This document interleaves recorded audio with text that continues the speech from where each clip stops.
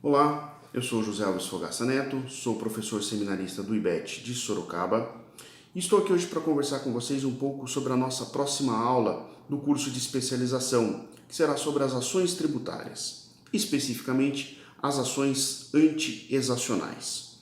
O objetivo, o ponto alto desta aula é lançar um olhar sobre o processo de positivação, ou seja, desde a instituição do tributo, passando pela constituição do crédito tributário, quer seja a constituição pelo contribuinte, quer seja a constituição pelo fisco, a formação da certidão da dívida ativa e o processo de execução propriamente dito, para identificar em cada uma dessas etapas qual a medida que o contribuinte tem à sua disposição para se defender ou então até mesmo para promover, para se insurgir contra o fisco.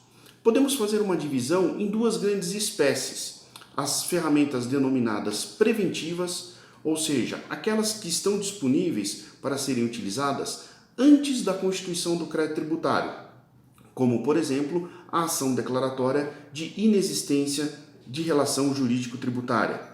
Logo após a formação do crédito tributário, o contribuinte vai ter à sua disposição a chamada ação anulatória, para justamente discutir aquele crédito que foi constituído por ele mesmo ou até mesmo pelo fisco. Já em sede de execução fiscal, vamos analisar os embargos do devedor. Tudo isso com o objetivo de determinar qual é o procedimento adequado dentro da etapa do processo de positivação.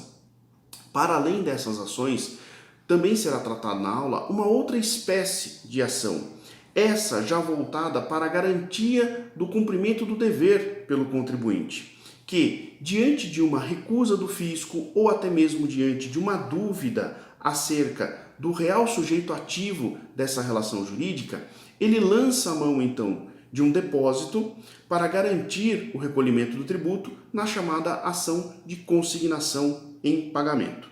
Vemos então que a aula será extremamente importante, extremamente interessante, porque vai atacar diretamente o dia a dia da advocacia. Vai trazer para vocês elementos suficientes para identificar quais são as ações, qual o momento correto de sua interposição, quais são os seus efeitos e, eventualmente, também analisar a concomitância dessas ações. Isso é muito importante, porque em alguns casos pode até ser que elas sejam concomitantes. Então, acompanhem a nossa aula, promovam questionamentos aos professores e tenham todos aí uma excelente oportunidade de ampliar conhecimento.